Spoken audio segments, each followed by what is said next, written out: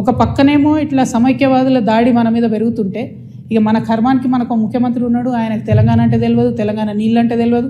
మేము ఎంటబడి కొట్లాడి మా పార్టీ పెట్టినాక కరెక్ట్ వారం లోపల పాలమూరు రంగారెడ్డిలో పెద్ద సభ పెట్టి మన నీళ్ళు పోతున్నాయ్యా మొత్తం ఎత్తుకపోతున్నారు ఆంధ్రోళ్ళు, మీరు ఏమైనా చేయండి అని లొల్లి పెడితే నిన్న ముఖ్యమంత్రి గారు పోయి 2 రోజులు ఫస్ట్ టైం పాలమూరు బిడ్డ అయి ఉండి 30 నెలల నుంచి ఆయనకు తీరిక దొరకలేదట. నిన్న ఫస్ట్ టైం పోయి పాలమూరు ప్రాజెక్టుల మీద రివ్యూ చేసి ఏం మాట్లాడతాడు ఆయన, తీసుకుపోనండి 968 టీఎంసీలు మనకు వస్తే చాలు, 200 టీఎంసీలు ఆంధ్రోలు తీసుకుపోనండి, సంప్రదింపులు జరుపుతున్నాం మేమని చెప్తున్నాడు ఆయన.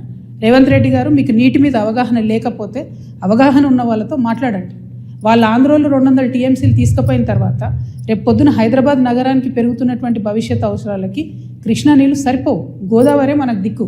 నేను రేవంత్ రెడ్డి గారిని డిమాండ్ చేస్తూ ఉన్నా, మీరు కనుక బనకచెర్ల ప్రాజెక్టు కానీ ఇంకో ప్రాజెక్టు కానీ వాళ్ళు 200 టీఎంసీలు తీసుకుపోండి అంటే గోదావరిలో మనకు అడగండి అదనంగా 200 టీఎంసీలు.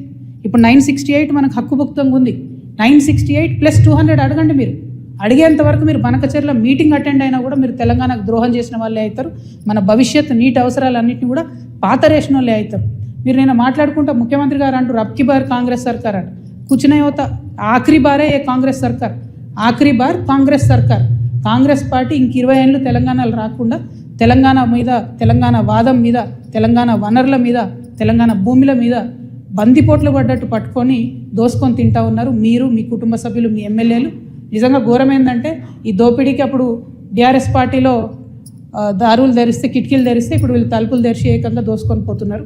అప్పుడు కేటీఆర్ పాలనే నడిచింది, ఇప్పుడు కేటీఆర్ పాలనే నడుస్తుంది. అప్పుడు కేటీఆర్ అంటే ఏంటంటే కేసీఆర్ గారు, తన్నీర్ హరీష్ రావు గారు, రామారావు గారు. ఇప్పుడు కేటీఆర్ అంటే ఏంటంటే కొండలరెడ్డి, తిరుపతి రెడ్డి, రేవంత్ రెడ్డి.